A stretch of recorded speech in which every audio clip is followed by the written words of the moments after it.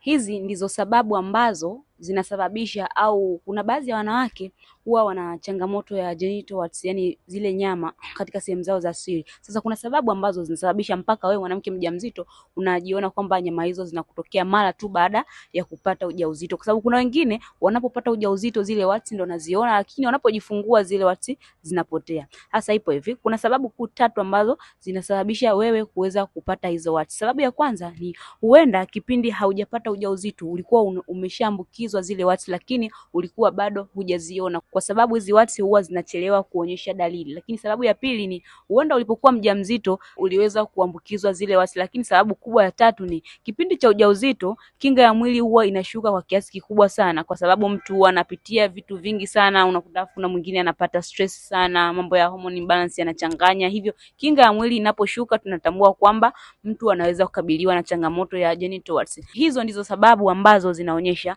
wewe mwanamke mjamzito kuweza kupata hizo warts. Lakini pia kuna wanawake ambao napata hizo warts na mara baada ya kujifungua zile warts zinaondoka. Inategemeana na mtu na mtu. Sasa kama wewe ni mwanamke ambaye unapitia changamoto ya genital warts na unaogopa labda itakuwaje, usiogope, kwa sababu kuna tiba ambayo unaweza kuitumia na hizo warts zikaondoka. Lakini pia kama wewe ni mwanamke ambaye sio mjamzito lakini una tatizo la kupata maotea katika sehemu zako za siri, pia hivyo hivyo unaweza kunitafuta nikaweza kutatulia tatizo lako, kwa sababu unapoendelea kukaa na hilo tatizo litakuja kukuletea tatizo wakati wa kujifungua, na hii pia inaweza kupelekea moja kwa moja kuweza kufanyiwa upasuaji.